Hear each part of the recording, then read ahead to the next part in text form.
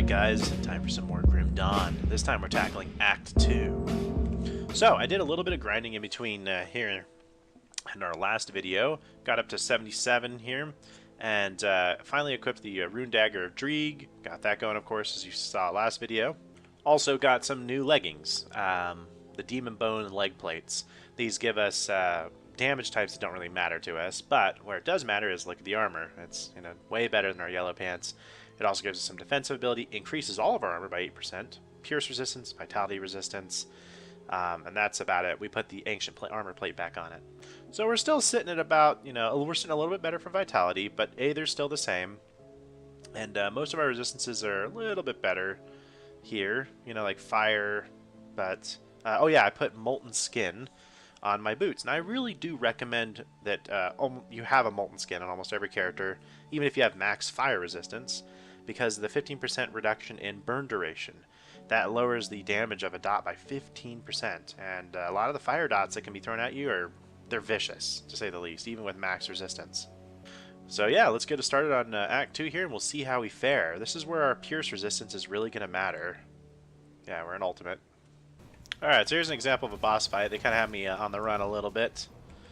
We have Edward Shanks about halfway down, but see, they're hitting me pretty hard here. There we go, got him. I'm pretty sure it wasn't the pierce. I'm pretty sure I was getting hit with yeah, the elemental fire stuff. Yeah, like some dots. It's definitely what they're hitting me with. So we need to get that resistance up there. Even though we have 68, it's just still not good enough, So again, here's some beasts, mostly doing physical damage as far as I'm aware. Oh, no.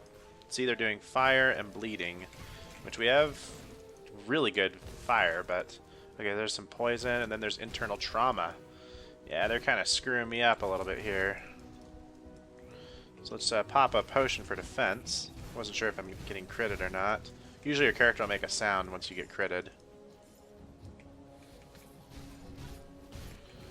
Rotmane. Okay, he's doing bleeding, but the bleeding can do crap. It was the other guy at the fire damage. So these guys are 81. It's going to be some pretty good experience.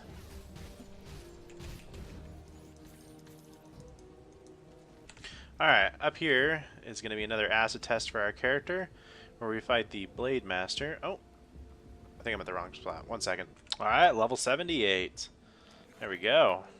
Tainted Eruption, rank 7. And as always, we need physique, of course, because we have some pieces that are like up to 970 now. So some of our last points here, I'm putting it in Night's Chill just to lower enemy resistance to poison and acid. That's going to act as a force multiplier for our weaponry. So physical trauma is something this guy hits you with, and there is no resistance to it at all. It's just something that's going to take directly away from your health. So I'm pretty sure that physical resistance might be the only thing that might lower it, but I'm not sure I've been able to confirm that. So here, up ahead, is the actual Blade Master I was trying to talk to about. He has a massive bleed dot that will kill you unless you have pretty much maxed out bleed, which I do. So, oh man, I might die anyways. All that fire. Need to be careful. See, I got myself surrounded. Just need to practice that. It's a hard thing to practice, but it will help you. So this guy does bleed, and I think that's it. So because look at our health.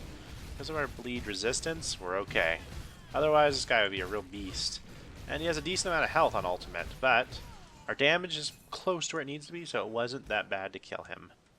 It took us probably less than a minute. It used to take me like 2 or 3 minutes to kill him because I had to kite so much on like a weaker character. Again, that's just one more indicator of what you need to do. Notice my health again. This guy hits me with like a fire dot. See, my health is struggling to stay up here even with all my regeneration. So, yeah, if I didn't have that regeneration, it would be actually going down really fast. Alright, so here's another purple mob, Moneybags. So I always recommend you clear out the ads first before dealing with the main one. They'll be easier to kill. And then that way you can concentrate on just soaking his damage at once. In this game, you really got to focus on being able to control how much damage is going in. And even still, look at, he's competing with my heals, just my heals. I haven't used a potion yet, but I might have to. And there we go. We got a purple. Nice. Alright, so I just want to reiterate this one important point here. So even though the shrines are very expensive in Ultimate, this one requires a Gunslinger's Talisman. You know, it took a little bit of resources. At this time in the game, this will be like low key to you. It's an empowered relic, even though I'm still using an empowered relic. I recommend doing it because usually they'll give you some really good loot. Usually. It's not uncommon for them to give you, you know, like such as like blues and even legendaries at this point, but it didn't. That's okay. So I think I'm just going to go ahead and do offense for my last few points of devotion. That'll make my devotion completely offensive based. So we're going to do the rat, because at rat 4 we have 20% more poison damage with a 30% increased duration. That's really big because dots do damage over time, like a set increment. Increasing how long they last way increases how much damage they're doing. And it also allows you to kite a little bit better. For my playing style, I like to basically hit a group with my Shadow Strike, which erupts, has the Tainted Eruption in it, and then that'll make the Tainted Eruption last longer. That deals quite a bit of damage. You know, over here, you know, this will be doing like, I don't know, like close to 20,000 poison damage over 5 seconds.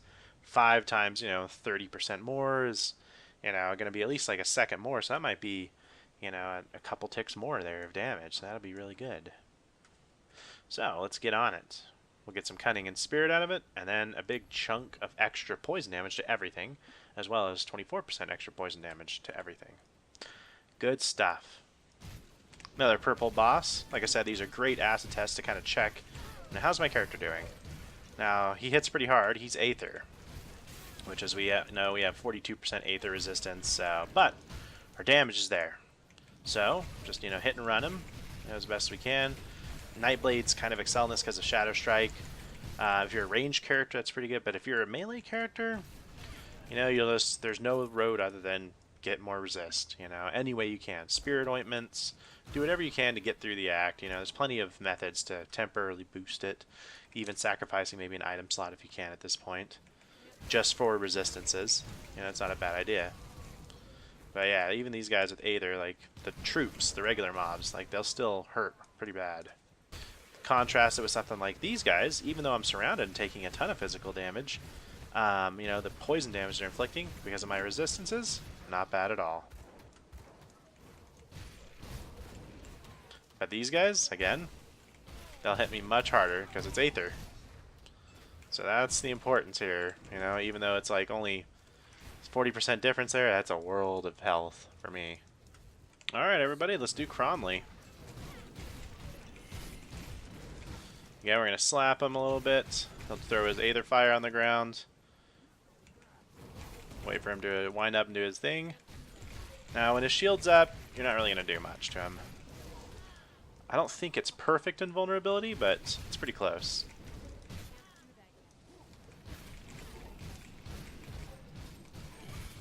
There we go. Duck in and out. Yeah, he still is hitting me so hard I have to use potions on him. Which, you know, is not a bad thing. You know, I mean, but still, like, when your health is chunking that fast, it's easy to lose control of the battle. I mean, imagine the Crucible or something where it's, like, much more chaotic. You know, I would probably die. You know, the base game is just a really good way to test to yourself. What do I need? See? Look at that. Almost got worked. Ooh, man, what'd I get? Venom Spine Greaves. These are good, except for level 50. And they're way less than the Golemborn in defensive capabilities and everything. Too bad. So this next part, because it's pretty much all undead, I'm going to be skipping it.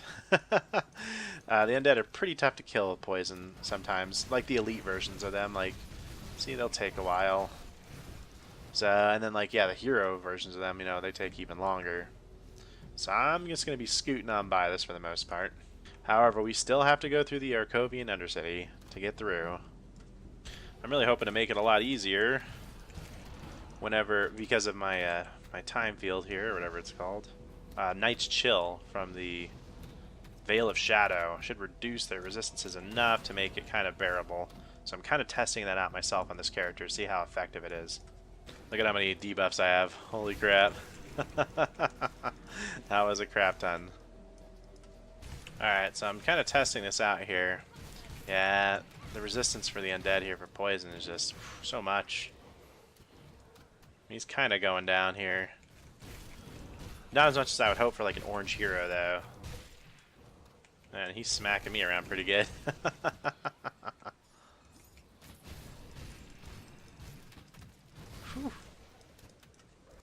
Oh, old Arcovia. Glad I could skip out on all that crap. When it comes to Ultimate, you got choices. Good choices. Alright, almost Act 3. Smuggler's Pass. Level 79. Alright, turning in quests, earning levels. Let's go with that physique. And let's finish off Night's Chill. Negative 30% resistance here to poison and acid. And that's going to be big. Alright, another acid test here for Act 2. Good old purple mob, he hurts. But, thankfully most of his dots, except for the internal trauma that I just got, they are all easily on my resist level. Whew. See, look at that shit, man.